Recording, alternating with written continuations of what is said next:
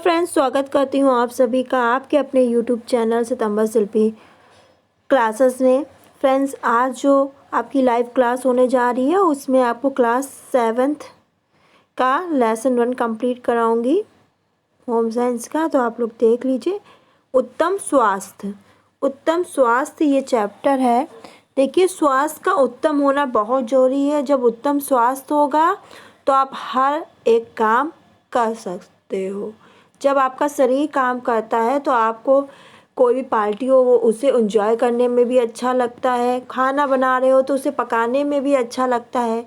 आप ध्यान रखो, जब आपका शरीर काम नहीं करता है, जब आपको अच्छा फील नहीं होता है, स्वास्थ्य आपका अच्छा नहीं होता, चाहे जितना भी आपका पैसा हो, कुछ भी हो, आप अच्छा फील नहीं करते हो, उस चीज़ को एंजॉय नहीं कर पाते हो। तो धन से भी बड़ा होता है स्वास्थ्य। अगर आपका स्वास्थ्य अच्छा होगा तो आप हर चीज़ एंजॉय कर पाओगे। तो उत्तम स्वास्थ्य का होना बहुत ज़रूरी है। इसलिए अपने खान पान का बहुत अच्छे से ध्यान रखें, क्योंकि खान पान जितना अच्छा होगा उतना ही अच्छा आपका स्वास्थ्य होगा। तो देख लेते हैं, ऊपर इतना कुछ सही मतलब ऐसा कुछ इम्पोर्टेंट लाइन नहीं है। आगे देखते हैं कुपोषण क्या है।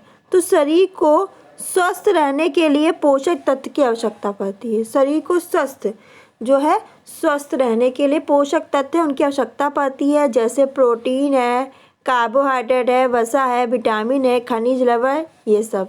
शरीर में इन पोषक तत्वों की मात्रा आवश्यकता से कम या ज़्यादा होना ही कुपोषण है। यानी शरीर में इन पोषक तत्व की जो मात्रा है उसकी आवश्यकता से कम होना या ज़्यादा होना ही क्या है, कुपोषण कहलाता है। कुपोषण के अन्य कारण कौन कौन से हैं? तो कुपोषण के अन्य कारण में आपका अल्प पोषण, अतिपोषण, भोज्य पदार्थों में मिलावट, जनसंख्या वृद्धि, अस्वच्छता, अज्ञानता है। कुपोषण के आपके प्रभाव क्या हैं?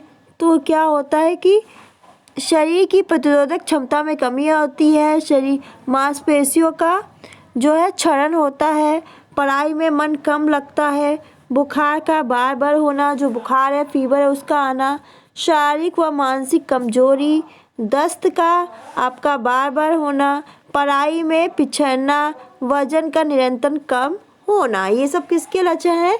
कुपोषण के प्रभाव के लक्षण हैं। कुपोषण से हमारा शारीरिक स्वास्थ्य कमजोर होने के साथ साथ मानसिक और बौद्धिक विकास भी अवरुद्ध हो जाता है। तो कुपोषण से जो हमारा शरीर का जो स्वास्थ्य है वो कमज़ोर होने के साथ साथ हमारे मन का मानसिक और बौद्धिक विकास भी रुक जाता है, अवरुद्ध हो जाता है, जो हमारे जीवन को प्रभावित करता है। कुपोषण से बचाव। देखिए, कुपोषण से बचाव के लिए क्या करना चाहिए हमें? कुपोषण से बचाव के लिए क्या करना चाहिए?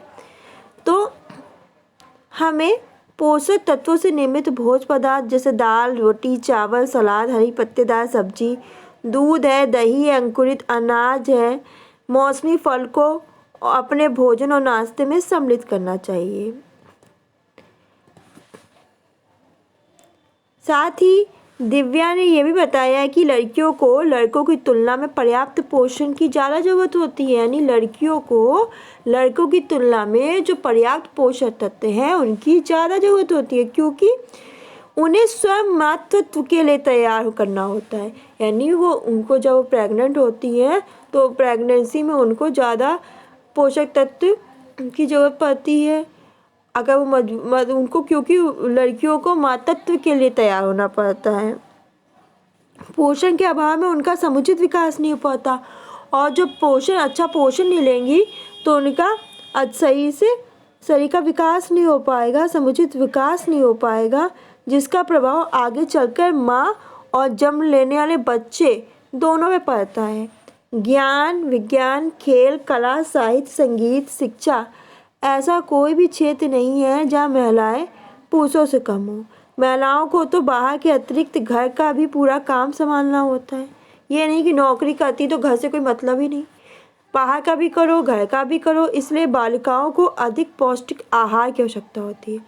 तो बालिकाओं को अधिक पौष्टिक किसकी आहार की आवश्यकता होती है? रोग के नाम आप देख सकते हो। क्वाशी कर, तो इससे शरीर की वृद्धि रुक जाती है, हाथ पैर दुर्बल हो जाते हैं, पेट निकल जाना, त्वचा रूखी हो जाती है, बाल भूरे हो जाते हैं। दाल, सोयाबीन, मूंगफली, दूध, अंडा, मांस ये इसके स्रोत हैं। और अप्राप्ति के पोषक तत्व कौन सा है? प्रोटीन। इसका अपर्याप्त पोषक तत्व कौन सा है? प्रोटीन। फिर आपका मेरास्मस, तो इससे क्या होता है? दुबला कांतिहीन शरीर, धसी हुई आंखें हो जाती है, त्वचा पे झुर्रियाँ हो जाती हैं, त्वचा रूखी, बाल भूरे हो जाते हैं। ये दूध, दाल, चावल, अंडा, मांस, मछली, आलू, शकरकंद में पाया जाता है।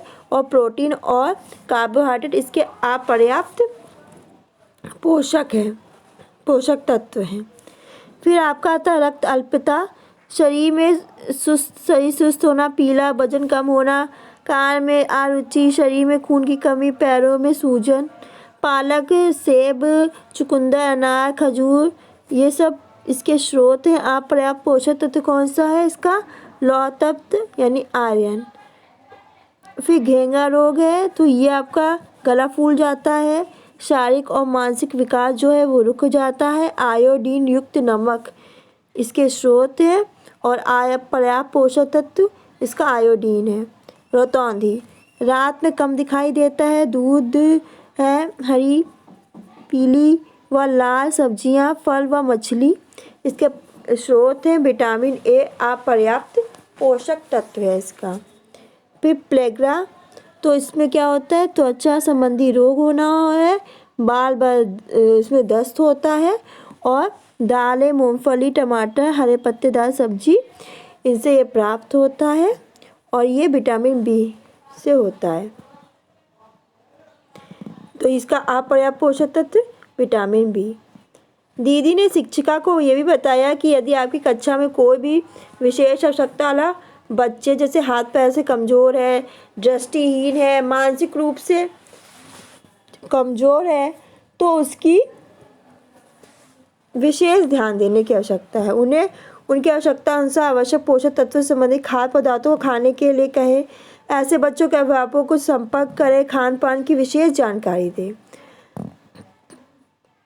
स्वास्थ्य ही जीवन है। मैंने बताया ना कि आपको अपने शरीर पे बहुत ध्यान देना चाहिए, स्वास्थ्य पे मतलब ध्यान देना चाहिए। स्वास्थ्य अच्छा होगा तो सब कुछ अच्छा लगेगा।